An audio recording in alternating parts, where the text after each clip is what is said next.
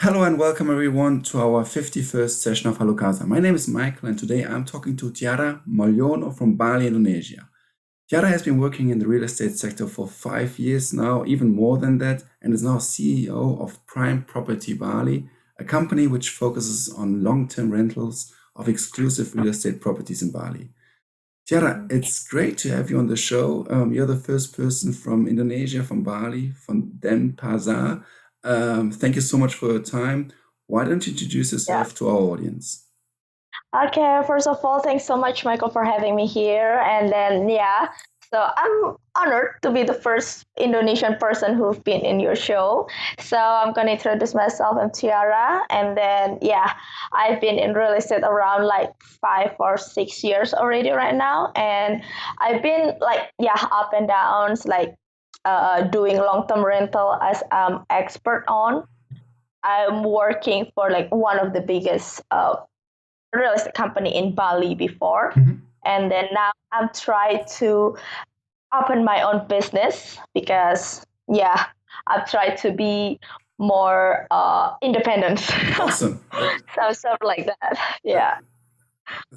that's amazing. I'm always Mm-hmm. impressed to talk to people who open their own business, Mm-hmm. especially I assume you're still a very young person, so it's great to have like the courage to take that leap and say, I'm gonna start my own business.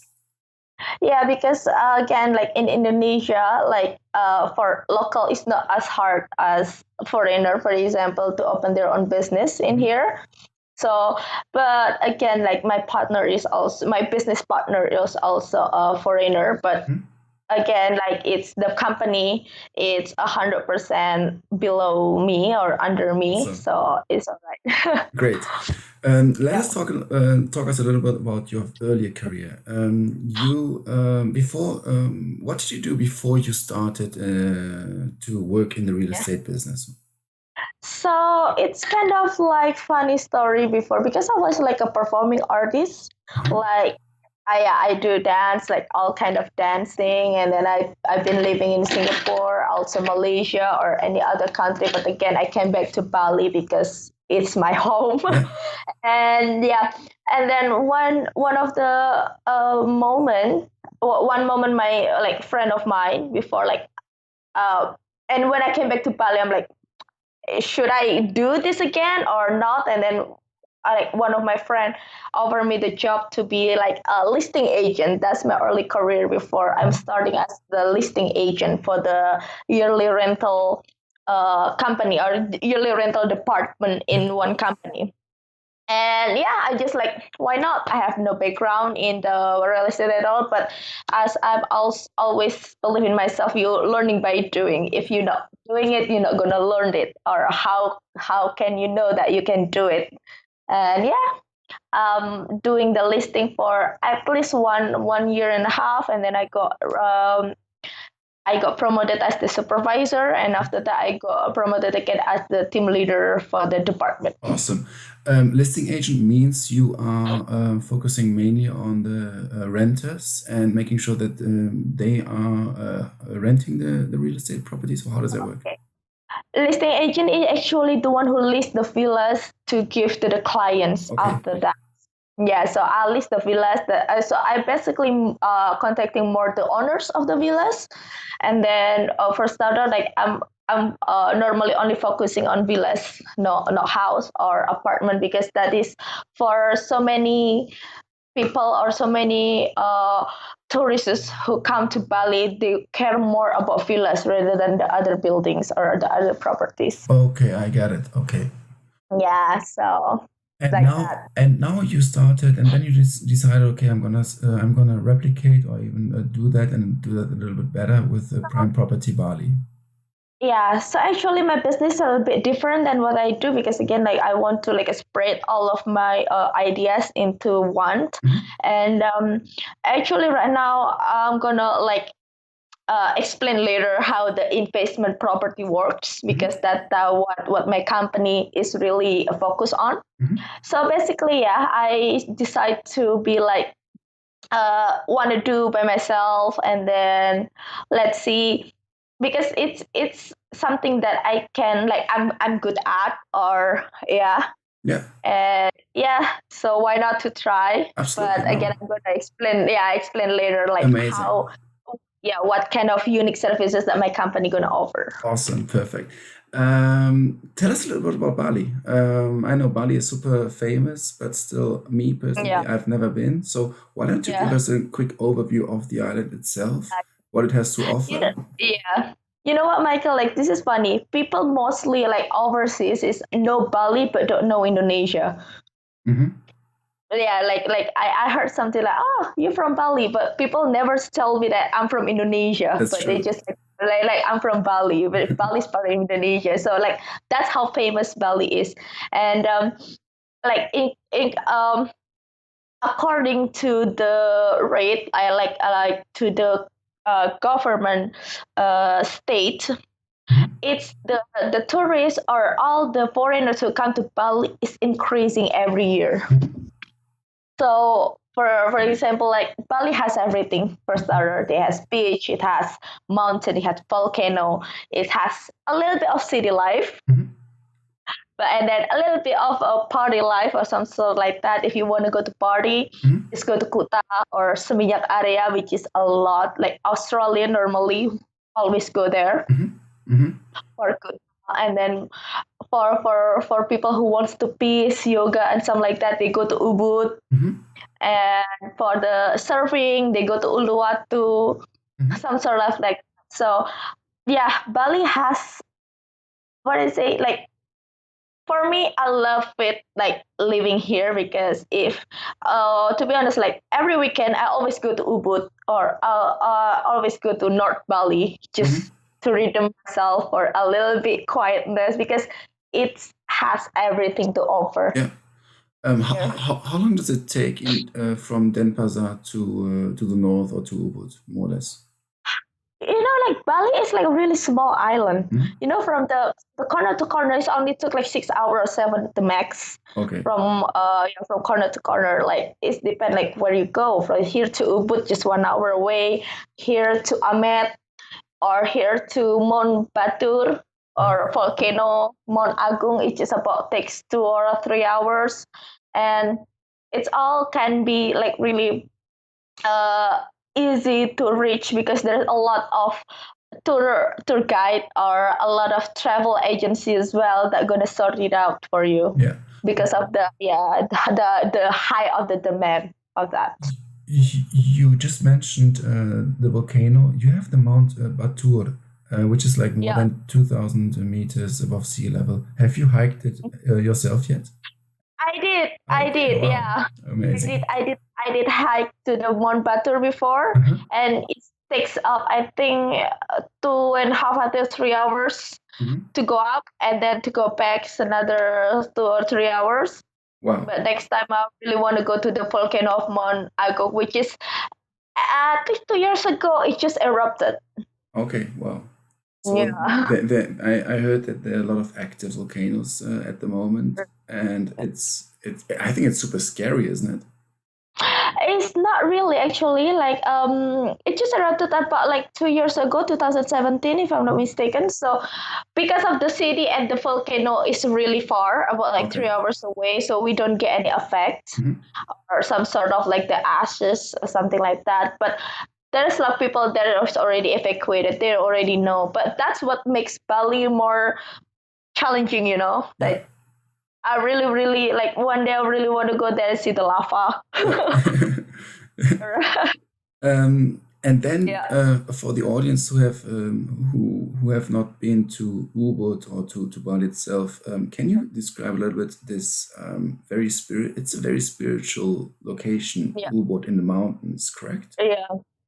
Ubud is really, really spiritual. Like it, of course you have seen like some of the audience have seen Eat, Pray and Love. Mm-hmm. They seek the prey or they seek the love is in Ubud or is in Bali, which is that the Julia Roberts went to Ubud and then they went like a one of the spiritual guy who like find her peace to Mm-hmm. find the love. I know this is just a movie, but I found it really, really true because so many people that okay, this is spiritually thing. Sometimes like people who don't like when you're skeptical, they don't believe in that. But sometimes you're finding your like your peace or or some sort of quietness in yourself is needed. Someone's help. And then Ubud is the perfect place because there's a lot of yoga barns and then a lot of like activity. And then I went recently of the Pyramid of Chai. So Pyramid of Chai is just like a place, like yoga place, but with the really another music or another surrounding you that really make you really peaceful. And that Ubud is really high demanded places people always go when you Okay. come to Bali. Okay. Mhm. Super, no, super interesting, and I think like Yeah. it's a very spiritual place.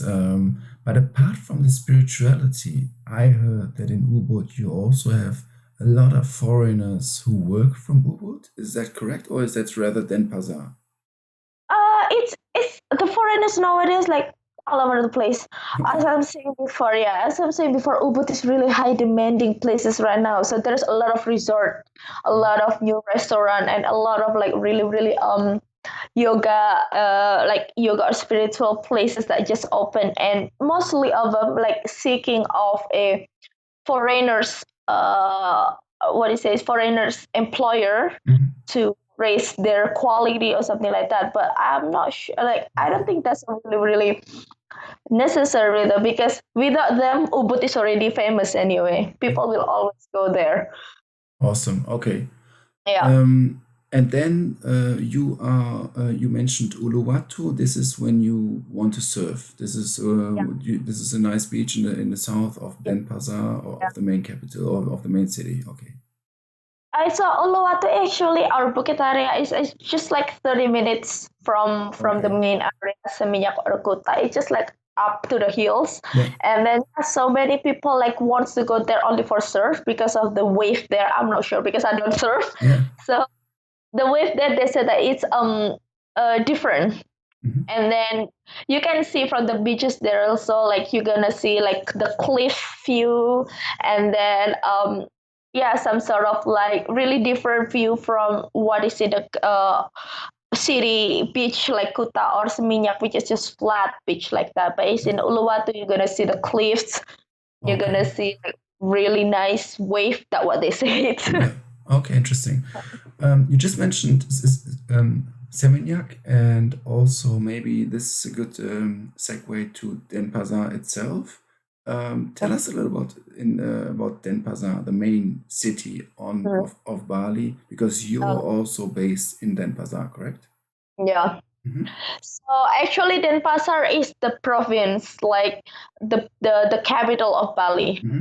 and Denpasar is like divided by a lot of areas such as Kerobokan, Uluwatu, Seminyak, and that. Mm-hmm. And then, yeah, the main city is actually far, like from the city life or from the foreigner life, Mm-hmm. because it's really still a civilization of locals. Mm-hmm. Yeah, so it's called like Monument Bajira Sandi, which is in Renon. I think that's the center of Denpasar, and I don't see there's a lot of foreigners life up there because so many foreigners is just scared to live nearby the beach, which is a little bit 40 minutes or 45 minutes from Denpasar. Okay. So yeah, it's still nice to see locals or hang around. Yeah, I just want to mention. Okay, you can save a little yourself a little bit from the tourists and be around your local Exactly. friends. Yeah, Yeah. you have some interesting also points of interest in Denpasar itself. One of them is the Pasar Badung Market. Um, Mm-hmm. or like Most this is one okay. of the apparently like one of the biggest open markets in Denpasar. Can you tell? Yeah. Can you give us a description about that one? So the Denpasar Badung market is actually the traditional market which is already open since 1 a.m. every day. Wow. Since, yeah, 1 a.m. is already considered in the morning for the locals here. So Okay. normally they go to work at 1 a.m. and then they're gonna close around like 10 a.m. or around 11, but that's like how it goes. But yeah, as you say, it is the biggest market in Denpasar, and then that's don't say about the price comparison because it's like really far from the uh, what I'm gonna say like foreign area and Yeah. then the local area, Yeah. because again I think every places has this kind of price difference, Hmm. like foreign area which is like touristic area which where the price is like really high, Yeah. and then the local area which is that's the normal price, Yeah. and that's the pasar badung. So I think like I seen like a lot of people go there, and always traffic, for example, Mhm. always traffic in front of the market, and that just show how busy the market is every single day. Okay, awesome. You just mentioned traffic. Mm-hmm. How do you go around? Like, I think most of the traffic on or most of the transport is via scooter and via motorcycle, Yeah. or are there also public? I also heard that the public transport Okay. is very well. The infrastructure is very good. Yeah, so again, like Bali is the highest touristic area in Indonesia. So there's a lot of online transportation. So in Indonesia itself, we have Gojek, also Grab. Mhm. Have you heard about Grab? Yeah, Yeah, Grab, yeah. and also an Uber. Mhm. But people right now, this is what I don't what is it? Yeah, what I don't like about tourists, because some of the people who don't have an access for motorbike in their country, they wanna do or they wanna ride the motorbike here because it's cheap to get here and that's the easiest way to get you around. Yeah, Actually, you have no idea how to ride it. absolutely. Yeah, I've seen a lot of like tourists like get into an accident, something like that, when they drunk and then they're riding motorbike, something like that. And I'm not recommend you to do that Yeah. like at all. No. Just go to the online transportation as I mentioned, Gojek or Grab. So and they gonna charge you really low price because it's still a really local price. And yeah, No, that's it. I totally agree. I think renting a scooter is should really be very done in a very considerate way. Yeah. Because Yeah. afterwards, once you have an accident, you feel like, okay, was it really worth it to take that risk? And the risk is like not being estimated in the correct way. So I totally agree with you.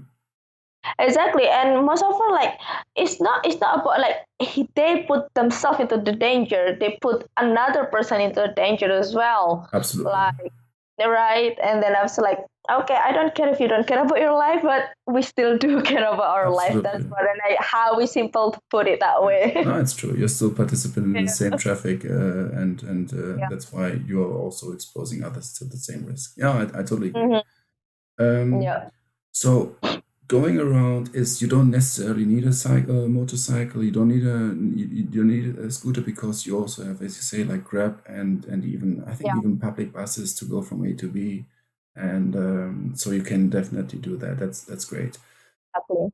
Um, Give us a little bit of an overview because I'm also interested in Denpasar as a city Mm-hmm.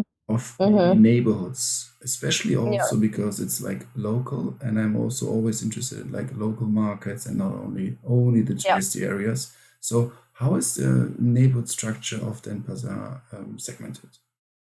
Okay, so in the Denpasar area in the city, so I'm saying like the local area, they mostly in the complex area or in the civilization area. So their houses is not really separated like what in the foreigner area, because in the foreigner area there's a lot of villas which is like takes up a lot of like big gates to Yeah. separate them.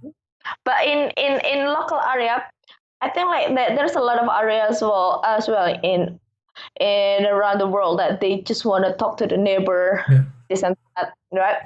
So uh the build, it's so rare to find a villa in the local area or in the civilization like in the Denpasar or something like that. But I don't say that there is no villa, but it's so hard to get Yeah. that kind Yeah. of property in there. And also for the prices also, it's really really different. Mhm. Again, like high demanded area right now is in the foreign area, which is Seminyak, Mhm. Kuta, and not right now the hype one is Canggu. Okay. Yeah, Canggu area is right now really really hype and really high demanding right now. So there is like different kind of like type and different kind of prices. What makes local is more cheap and more what it says, yeah, affordable for us for local right now, because the real estate value in Indonesia or even in Bali right now is so unbelievable for me local to Yeah. say that. Yeah. Yeah. I understand. So, am I correct if I say for tourists there are like the three main areas which tourists are more or less like concentrated is Yeah, Kuta, is I Seminyak, mean, and it's in China. also and it's Canggu, Mm-hmm. and that's all across the along the east coast. Yeah, there is a long No, I'm sorry, the west coast, correct? yeah. It's towards Java. It's, yes, towards Java. It's Okay. towards Java. So that is the mainly area for the tourists. Every time tourists come, they just go there. But again, so many people go to Ubud as well. Yeah. And Ubud, For yeah, and Ubud, yeah, exactly. Okay. and Ubud. Okay.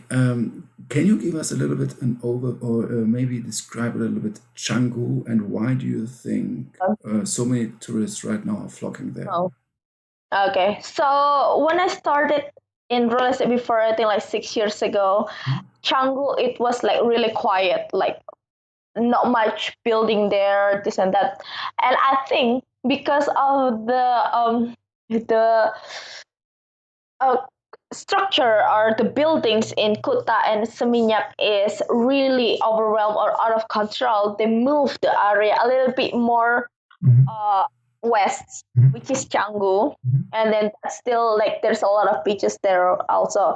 And right now I can see like there is no more what is it? No more rice field as I saw before. Okay. But but in the main area, In in the Canggu center, area. Okay. yeah. So and right now just keep building, keep building, keep building, and then yeah, mostly restaurant and also villas, because again, people always seek a real estate Yeah. business opportunity. Yeah. Yeah. Yeah. Yeah. Mm-hmm. And then you have Seminyak, which is already more mature, which was before that because it's closer to Denpasar. Is that correct? To the city center of Denpasar. Actually, all the area is just like 5 minutes away from each other, 5 or 10 minutes away from each other. They're just next to each other. But Okay. yeah, right now that so many people like for myself, I live in Seminyak, so there's a lot of I seen a lot of foreigner life or foreigner activity here rather than in Renon. Got it. Okay, good. No, it's also good. It's a very good support or assistance for me to say it. It's like 5 minutes away because sometimes you're making up your Mm. mind, like, and you think like, okay, it's Yeah. so diverse and it's almost two different towns, but in fact, as you say, it's Mhm. very proximate everything. Yeah. Um, do you sometimes talk to locals, or do you also know what the government thinks about all the tourists coming there, and are there any plans? Maybe sometimes like I talked last Mhm. Friday to one person from Vancouver. They just imposed a tax on foreign real estate investors, which are higher taxed than locals. Do you know if there's something like that as a trend from the government to stop it, or is it well received? And how also do the locals see it? Mm. So basically, at the first time, like for the tax regulation or some kind of rule or law, a foreigner cannot own any property or Hmm. any businesses in Indonesia Hmm. without locals' name. Hmm. Yeah, That's for good. example, like yeah, for example, if you want to build, if you want to have like a business in Indonesia, you have a local partner and put your business under the name, Okay. which is good for us for Indonesia, because again, like so many foreigners have, like, they can afford to have their business here, Exactly. but not local. So Mhm. if the government like really give 100%, what is 100% rights to the business, no more life for the locals. Yeah. No, Yeah, absolutely. yeah, and then but since nowadays, as I heard, like this is, I just make not make help my clients to set their business, the new business here. They put foreigner, one from Hungary and one from German as well, Mhm. and they can, because of the law is changed, the rule is changed, and then now foreigner can have like 100% rights to the business as long as they put one local name as their employer, not as the partner anymore. Okay. So you are employed Mhm. in 100 different companies then, I assume. Yeah, No, I'm just but kidding. yeah, Okay. the regulation is really really hard, though, that you have to have this kind of money in your account, like in your bank, how much what is this value of your company outside this and that. Yeah. So it's kind Okay. of, yeah, But it's nice. I mean, setting up a business is definitely always good yeah, to also allow foreigners to start new businesses, yeah, while yes, selling the country to foreigners and the real estate is a different topic, I think. yeah. Concerning your business, Mm-hmm. guide us a little bit through, first of all, how the process was for you as a local to set it up, and then give us a little bit of information about also your challenges in the very beginning. Okay, so okay, because it's like I kind of say this is kind of new because I just started it like last year, Mhm. and it's kind of like there's just some obstacle, of course, because I'm like again, people always. I'm not saying always, but like mostly my clients never do that to me. But because I'm young and something like that, so they may judge me like, oh, you have your own business, like how credible you are or how compatible you are, something like that. Mhm. So that's that obstacle that I'm still learning right now. But to set up a business, you just have an idea, have the website, and then you go to notary to set up your PD. PD is like legalization of the company. And then, yeah, pay the tax, and that's it. Mhm. Okay. You have your own company, but that is, yeah, there's some like some fee that we have to pay to Okay. set up a company. Okay, Mhm. and tell us about the services you're offering. Give us an overview. How can you help foreigners who are looking Mhm. for rentals and exclusive properties in Bali? Okay. So again, what I'm saying before in the beginning, I'm the expert for the long-term rental, which is I'm only handling minimum 6 months and maximum is 10 years. That's still counting as the yearly rental in Bali. Above that is called leasehold, or leasehold, that the foreigner only can own leasehold for 30 years maximum, Mhm. and then they can renew it until, I think, until 90 years, Mhm. renew it again until 90 years, and after that you cannot own the property unless you have the local name. So basically, yeah, I'm offering like some sort of long-term rental. There's like a lot of my clients which is they just got a job in Bali, or some sort of they just want to set up the new life in Bali. Mhm. I can find them home, and then this is the newest of the my business is property investment. Okay. So I'm gonna explain to you what is property investment. Yeah. So property investment actually is, everybody knows Bali. Everybody know that this is the highest touristic area in Bali, and I always tell myself like, what is the biggest business that never goes out of way? It's like so it's gonna be business, no, no, restaurants, and Mhm. then touristic things like travel agent, this and that, and then real estate. Mhm. And not so many, like 50% of my clients before, they're looking for the sublease Mhm. villas, which is they rent for 1 or 2 years and then they rent it again as the daily rental. Okay. Get, Yeah. may, may I just ask or have Mm-hmm. some follow-up questions just to make sure? The leasehold is a rental directly with the property owner, I am leasing the Mm, apartment as per I'm kind of have the option after 90 plus 30 years to buy it, to own it. Because I have to okay. wait, first I have to Yeah. wait 30 years and then I have to wait 90 years and then I Mm. can. No, you can, for the foreigner you can't own. That's Okay, the maximum length that you can own your property in Bali is only for the 90 years. okay. And then I will have to give it up again or I have to rent it. Exactly. Okay, I understand. So, Mm-hmm. so more or less, I have rented the property for 90 years in total. It's not like 90 Yeah. plus. Okay, Yeah, 19 total. okay, and then and this is the main focus of your and all the, let's say if I rent a property with you, or most Mm-hmm. of them will be the leasehold. No, most of them is yearly rental, which is 6 months until 10 years maximum. Okay, okay, and Yeah.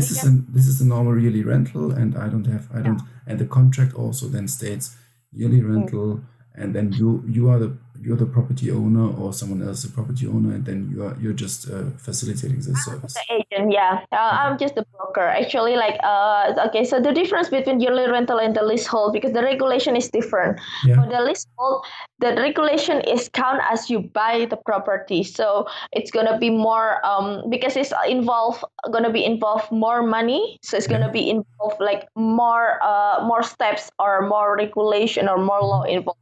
So if you like under 10 years, it still count as rental. Okay, and that's why you're focusing Mm. on that Yeah. term exactly. Yeah. Okay, And that is like simpler way to do that, but the contract is still between you and the owner anyway. We okay, are just here as just broker who find you the house and yeah. then like take up all the paperwork and that's it. Okay. Tell us, give me an overview of the process. You just mentioned the process, and you take Yeah. all the paperwork. If I now decide to rent with you a villa, how what would I have to consider? Okay, so like for the pro tips, like if you like wanna find a house here or find a villa here or rent a villa, please do search first like which area that you like, Mhm. and then um study the market because different area has different price differences that really significant. For example, like in Seminyak and in Ubud, the prices are really far apart. Mhm. Yeah, because Ubud is more quiet area, this and that. But Seminyak, for example, or Canggu right now is like really hypes area, so the prices are really expensive around here. Mhm. So this is like what kind of my challenge as well as a realtor in Bali, that I have to educate new people that Bali is cheap, is it? But Bali is cheaper, but doesn't mean it's cheap at all. Yeah, Yeah, because of the tourists like keep coming, it also like bringing up all the value in it, yeah, and then everything is become more really high. yeah. I can believe it. Like the first time I started, it's about like 6 years ago, and the prices right now is really um different than the other. I don't say this is not affordable, Yeah. but But it just for has, an idea, yeah, yeah, just not expecting everything as cheap as you thought. yeah. Something like that. Yeah. As someone tells you who has visited Bali 10 years ago, oh, it's so cheap. Yeah, okay, I just Exactly. And then if you see it again, why Bali is so expensive right now? And why is it exactly. so much like so much different than the Yeah, others? Come yeah. on. Tourist Where is also the biggest factor for Yeah, that. no, absolutely. It's a good topic. Where do you see the market in Bali in the next coming years? Do you see it as still increasing even more, or do you think there it is so much Yeah. on top of all the imagination of prices? It definitely has to Okay. stop in a certain way. Okay, so because I'm experting in rental, so Yeah, every year, and I'm doing like the yearly rental, so I'm observing the market as per year. yeah. So every year, the villas or the property value is gonna adds up at least 5% every year. Okay. Yeah, but I think this year's a little bit more down, but it doesn't mean it's like really really pushed down. Hmm. But the property value right now is really really increased, and moreover because so many people wants to invest here and so many tourists want to come, Hmm. I think it makes the value or even the buildings or anything like that is more increasing every year. Okay. Okay. Mhm. Interesting. The people and your clients, where do they come from the most? Is it mainly Australians, mainly Europeans, mainly Asians? Where do they come from the most? So in my previous company, I'm working for the French company, which is Hmm. yeah they have another office in France. So mostly the clients came from Europe. Hmm. Yeah, but we also I'm gonna put it this way, like 50% of Europe, 30% of the Australian, and 20% of the local. Okay. Okay. That's good. Mm-hmm. Um, if I now say, okay, interesting, I definitely want to go with you, and I would like to have the a 6 month rental. Mm-hmm. What for paperwork would I have to do, and what would I do? I just need to bring my ID, my local ID or You just passport.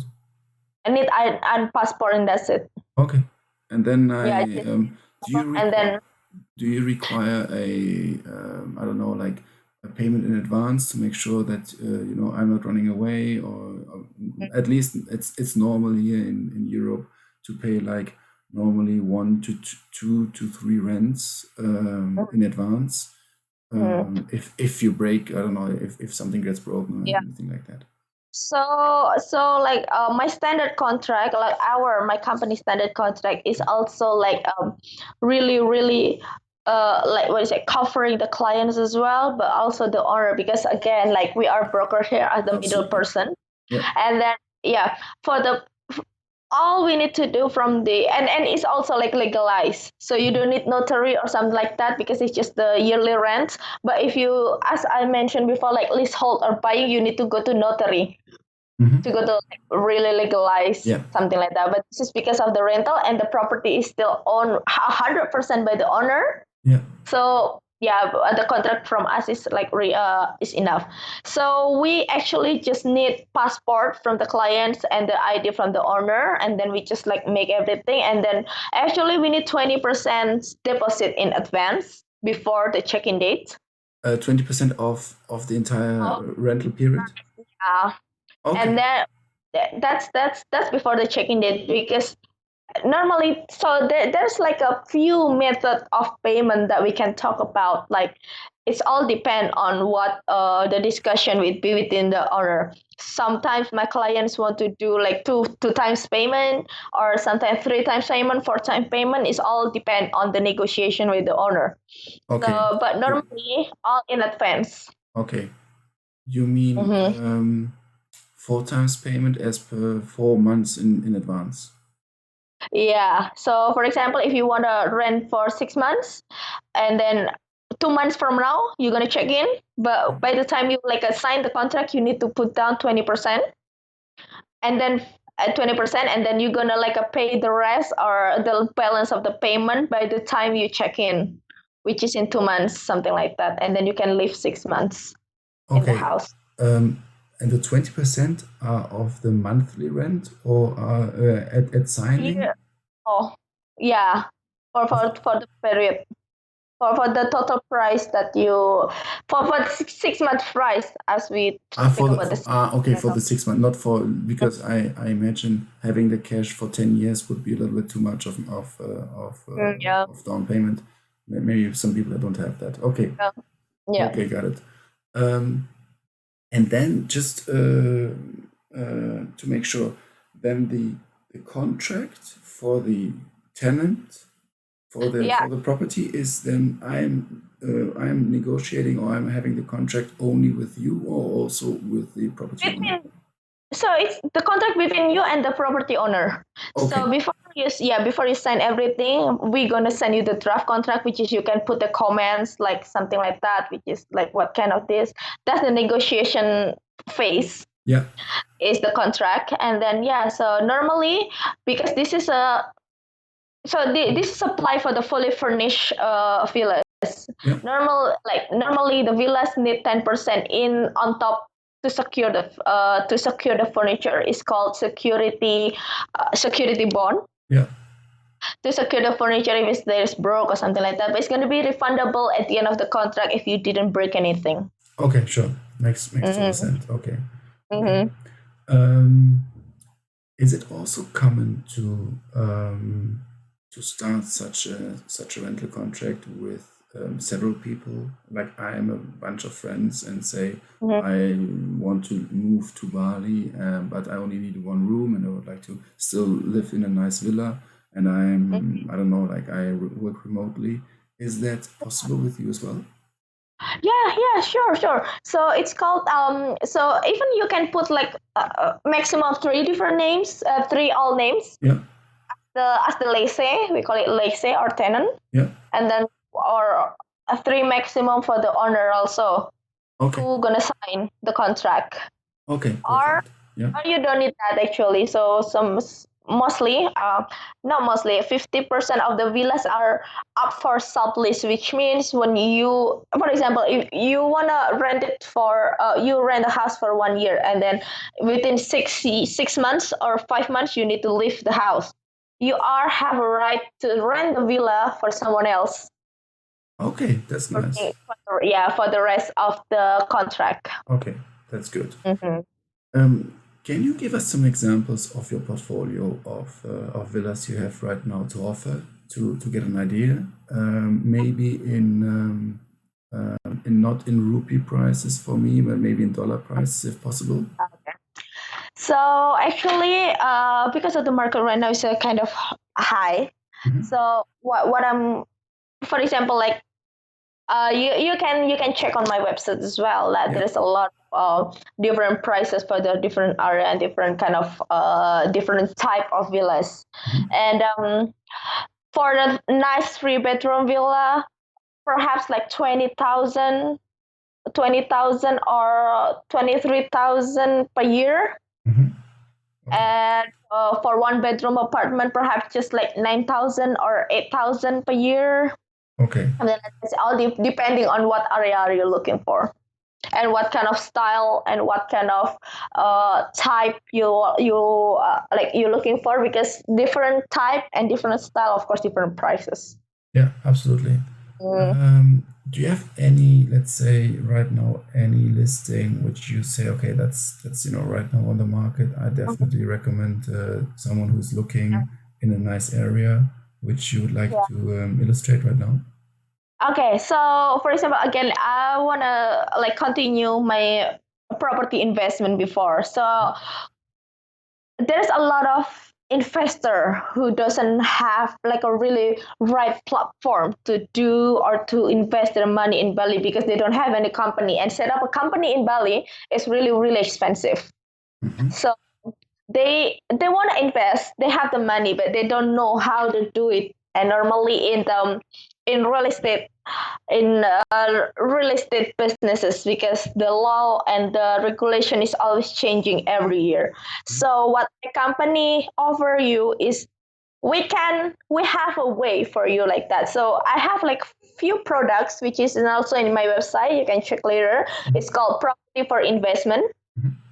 Property for investment is for the ones that they want to invest their money. For example, you want to invest your money for some villas. Like, this is nice, this is good, and then all the villas that we have there is really, really uh, high value. Mhm. And then we're gonna like running down all the ROI, return of investment to you. How much do you have to pay and how much you're gonna get in return. Okay, interesting. Wow. And property investment is for the daily rental. For example, like you pay for 1 year in advance, and Yeah. then my company gonna like offer you a few different villas management that can manage your villas. Okay. That means Mhm. you are then like I'm putting on down the payment. You say, okay, I'm gonna take care of the entire Yeah, villa. I'm taking exactly, care that I have tenants. You use Airbnb or what have you to have like short-term exactly. rentals, and I just say, okay, perfect. Here's the capital, and you say we Yeah. give you. And what do you know like the average ROI which I as an investor can expect more or less? Okay, for the ROI, I'm not gonna like. I never sugarcoating anything, so I always put 60% of the like of the bookings, for example, for the occupations. Okay, So 60% is like neutral, because in Bali you have like a low season, high, and then peak, and then the prices are changes. I understand. That Yeah. that means you say I'm getting 60% of each booking more or less. Or Uh, I'm not gonna say that, but like this, the what is this here? The math or the calculations, I'm Mhm. gonna break down for you. Different villa has different Got value. it. Okay. But Yeah. but but Perhaps like I'm gonna say 40, yeah, forty no, no, but percent. more or less like Yeah. to get an idea. This is, or the way you do it is more or less like taking, okay, you're getting a percentage of each booking. That's more or less the idea. Yeah. Okay, okay, Hmm. and this So and but yes, but the I'm percentage gonna. is very very high. It's very nice. Like between even if you say like 40%, Yeah. it's a massive ROI. Yeah, it's a massive ROI. So I'm gonna like, and that's normally we counting it as the 60% of occupation. Okay, and you just mentioned the seasons. Do you have very strong fluctuations? Yeah, normally during November and December, that's the peak season, like really, really high season. People always want to spend their New Year's in Bali. And Okay. for the villas prices for and because normally in yearly rental and in long term rental that doesn't matter, but for the short term rental that's really, really huge difference. uh after I quit in my French company, I Mhm. went to the like a management villas company, and I don't like I don't believe like how much money people really want to spend on a villa Hmm. just to do their holiday here, which is I found it really, really understandable. They are here in holiday, they wanna get the best that they could. Hmm. And yeah, in the peak season, like this November and December is could be like a 1,000, no, 100 more, Yeah. twice the price. Yeah. And then I think January mid until March is the low season, so the price are really low. Ah, okay. And then mhm. Is it? April to June, no, April to June is I think the medium, and then July to September high again. September to mid of November is low again. Okay, that's interesting. Is it because also of a rainy season or? Yeah. Okay, got it. Okay, because otherwise I would have expected to have like during because you said before like there are a lot of Europeans, so coming to Bali during the European winter Yeah, and then European winter, right? Yeah. but I understand the wet and dry season, Mm. which is definitely a point. Apart from the rentals for investment. Mm-hmm. Do you have any other services which you would like to Yeah. illustrate? Okay, so for long-term rental and then like property investment, we also like taking care of some of the villas for you. For example, if you for you that for example you are new in Bali Yeah. and then you have nobody and then you don't trust nobody, Mhm. so we can like really being your manager Mhm. as during your stay for 1 year. Mhm. For starter, like manager of the villa, Awesome. and then yeah, so if there's like a public or like something wrong with the aircon, you can contact us because in our contract we are taking care of our clients since the check-in until the check-out. That's amazing. That's really good. Yeah, from the check-in until the check-out, and then you can bother us like 1 year, something like that. Yeah. uh, and then yeah, there is like some contracts that I'm not going to explain here like what the obligation of the tenant and what the obligation of the landlord as well. But yeah, we're Yeah. taking care of our client from the check-in and to the checkouts. Yeah, and I think everyone more or less like can get the picture. That's Mm-hmm. most probably some general Yeah. terms which are quite common. Mm-hmm. Great, Tiara. Do you have Yeah. any last comments to our audience? Some tips maybe for people for aspiring business owners. I think it's Mm-hmm. always super nice to talk to, especially like young entrepreneurs to make the leap. And even when people say, "Ah, okay, you're so young, why are you a business owner?" Well, maybe because the others are Yeah. only lazy or also just a little bit jealous. So I really like it. Or do you have any tips to Oh, potential investors or to people who want to make okay. a vacation in Bali? Sure. For what I'm gonna say to the investors right now is if you want to invest your money in Bali, if you in doubt or if you not sure is it gonna take off or not, before you put so much money in like leasehold or in a longer rental, rent first. Mm-hmm. For the starter, if you want to open a restaurant or you want to open a bar, before you sign up for 30 years contract of the building, rent first for the first few years, so you're gonna see like what kind of market that you are in. And then I'm not gonna say like Bali is like up and down. It's always busy, always been busy. Every years get busier, but you have never know like the trend is always comes and goes. Like for starter, because before like Mexican bar or Mexican club is so popular, and right now they are dead, Yeah, something like that. yeah, So before you know, like before you put so much money into it, rent first or get like professional advice yeah, from like really really know the market, yeah. and yeah, just do it. That's it. That's Just amazing. do it. Awesome. Yeah. Tiara, how can people who are interested to contact you, how can they contact you? Okay, so you can contact me and find me on my website is www.primepropertybali.com, Mhm. and then our email is info@primepropertybali.com.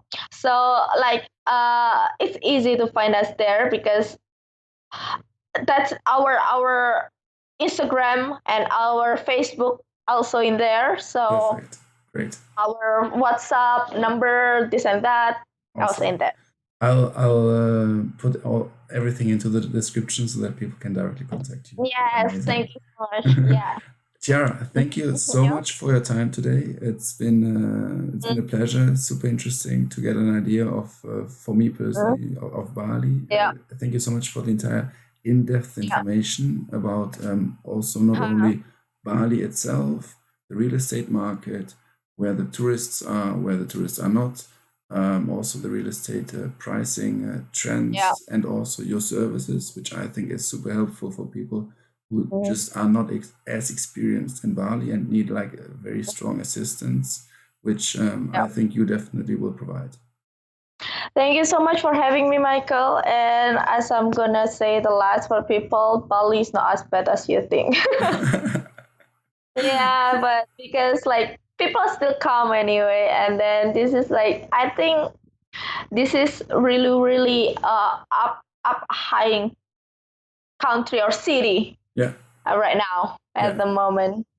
No, I mean, I told you before. Mm. Since I talked to you, I Mhm. definitely want to visit this island. Definitely. Yeah, you're not gonna regret it. No, for sure not. Okay, Chiara, thank you so much. Have a nice day. Yeah. Thank you so much. You Okay. too. Bye Bye. bye.